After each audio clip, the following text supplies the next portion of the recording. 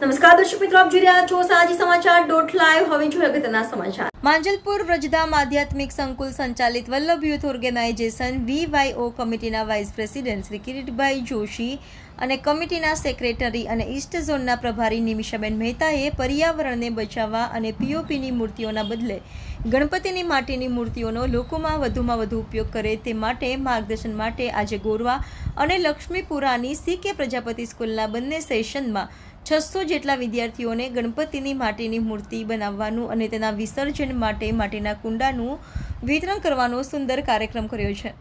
તેમાં સ્કૂલના trustee Shri Vishnubhai Prajapati, municipal councillor Rajeshbhai Prajapati અને સ્કૂલના પ્રિન્સિપાલ નૈનાબેન તેમજ ટીચર્સ હાજર હતા. આ કાર્યક્રમમાં વિદ્યાર્થીઓએ ઉત્સાહભેર ભાગ લઈને ગણપતિની માટીની સુંદર મૂર્તિઓ બનાવી હતી. રિપોર્ટર હેમંત સમદાની, સાજી સમાચાર .live વડોદરા.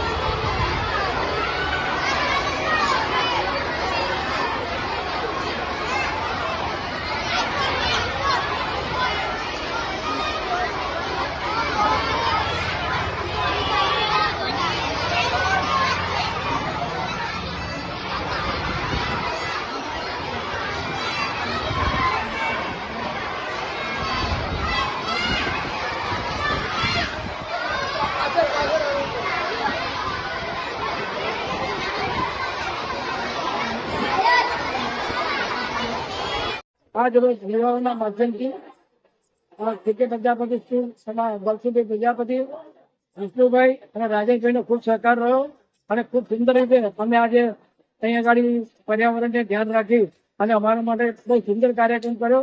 તે બધે આખા એમના પરિવારનો અમે આભાર માનીએ છીએ. જય શ્રી કૃષ્ણ. સૌને જય શ્રી કૃષ્ણ.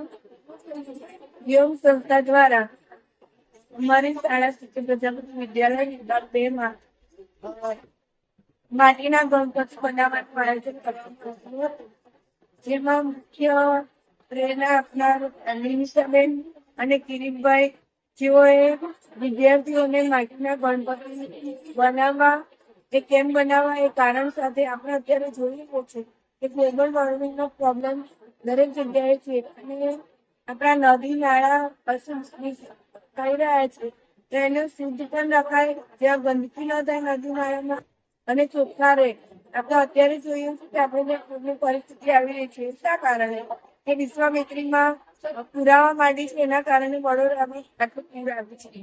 તો આપણે આ બાળકોને જે નાનપણથી જ આપણે જો જાગૃત કરીએ તો ભવિષ્યમાં આવા પ્રોબ્લેમો ન આવી શકે. એટલે ગ્લોબલ વોર્મિંગ અને પર્યાવરણને કેવી રીતે બચાવવું એ હેતુથી નિમિષાબેન અને કિરીટભાઈ યોગ સંસ્થા દ્વારા જે આયોજન કરવામાં આવેલું છે ખરેખર ખૂબ સુંદર છે. વિદ્યાર્થીઓને ખૂબ સારું માર્ગદર્શન આપ્યું છે. ખૂબ સરસ રીતે એમને ગણપતિ સરળતાથી કેવી રીતે બનાવવા એની હિસાબે ખૂબ સરસ ગાઈડ કર્યો છે.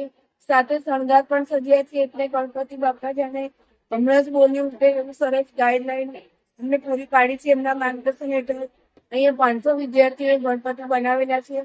સાથે સાથે શાળા તરફથી પિંડા પણ આપવામાં આવેલા છે જે ગણપતિની સ્થાપના કરે એમાં જ વિસર્જન કરે અને બિલ આપવામાં આવેલા છે કે કુંડામાં એ છોડ થાય. એટલે આપણે પર્યાવરણ બચાવો, ગ્લોબલ વોર્મિંગ બચાવો અને આ બચાવો બહાર જઈને બીજા નાગરિકોને પણ જાગૃત કરે કે આપણે જાતે ગણપતિ બનાવીને સ્થાપના કરી શકીએ અને નદી તળાવ નાળામાં વિસર્જન ન કરતા ઘરે જ કુંડામાં વિસર્જન કરવું. એવી પ્રેરણાત્મક સુંદર વ્યોમ સંસ્થા દ્વારા કરવામાં આવેલું છે. વ્યોમ સંસ્થાને ખૂબ આભાર.